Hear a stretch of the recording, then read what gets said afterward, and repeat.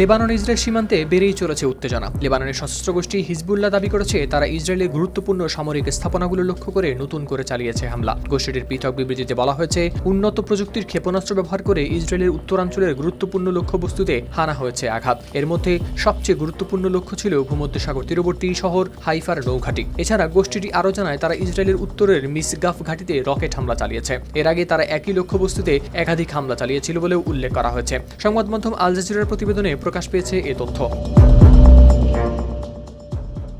Israeli আরেক শহর নাহারিয়াও ছিল হিজবুল্লাহর অন্যতম লক্ষ্যবস্তু। সেখানেও দুটি ড্রোন হামলা চালিয়েছে তারা।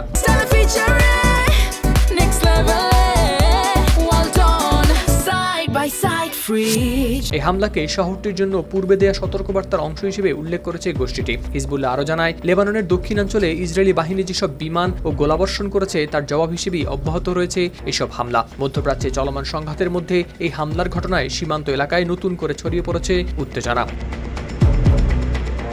হাওলাদার শামীম, RTV।